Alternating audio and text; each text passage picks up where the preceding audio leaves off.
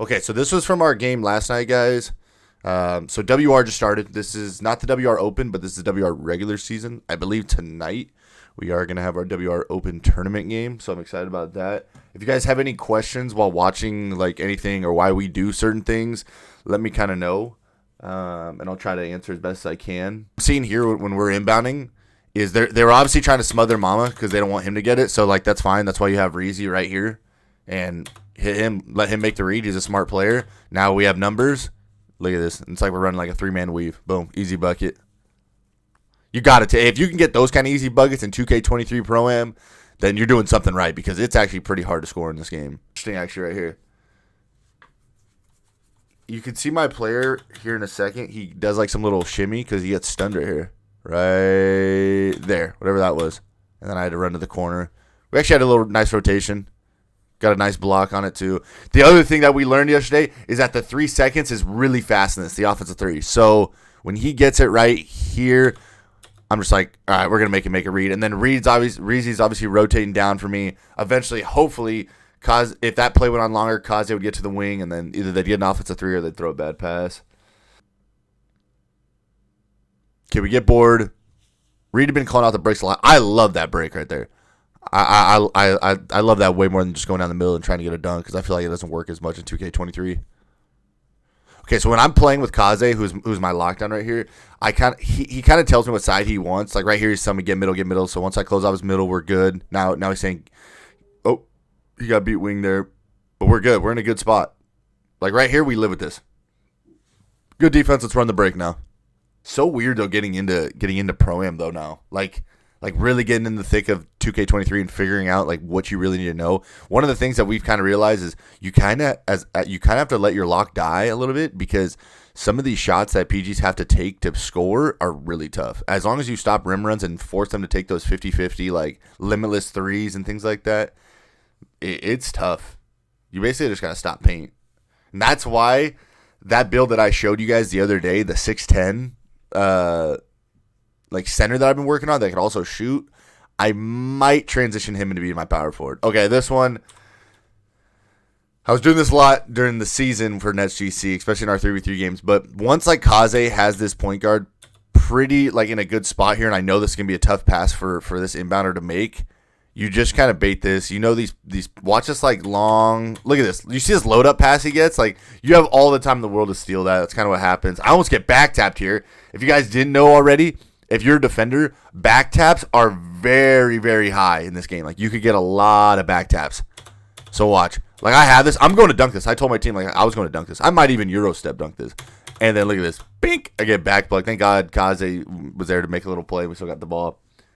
And I thought that was a good shot, actually. But maybe blinders is more of a thing that we got to focus on this year. Dane should have lobbed me right here. I wanted him to lob me, but he whatever. I got a decent dunk. Kaze. 3. Yeah. So Dane's still trying to figure out the offensive three. It's pretty quick this year, guys. If you guys, well, he'd been in there for a second, but he got the ball. Like this is way quicker than normal 2Ks. Way quicker. I don't know if you centers have realized it yet who are in here watching, but the offensive three, be ready to go up. And if you don't have position, either call timeout or get out of the paint quick. And the whole time, all of his plays. Good little angle fade. I'm not gonna lie. He hit Kaze with this like twice. But he did it at very random times. But this still works. This was a big thing in Season 4. But you look like right here, if you're the point guard, this is good by this Will Go-To guy because you look like you're about to just drive like right at the power forward. So like Kaze is going to stay in this lane right here with him, like try to be parallel with him. But instead he just angles out and just fades it at the last second. And it's tough for anybody to really expect. And just a good shot. I mean, you tip your cap with those. So now we kind of know, okay, watch out for those. And then Kaze was pretty much on those for the rest of the game. So let me go back and just say kind of what I've been telling you guys. It's not that Nadal couldn't have shot this, but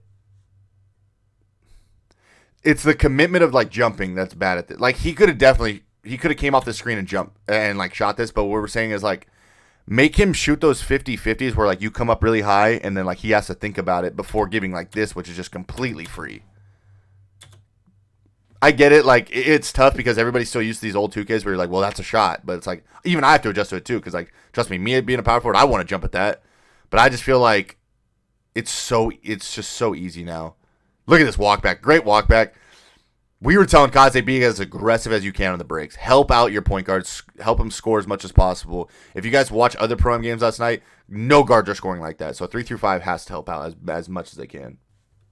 Same thing. Right when the camera turns, you can kind of see like where all the help is shifting to, and it looks like all the help's like getting ready to be like right around this line, like right around here.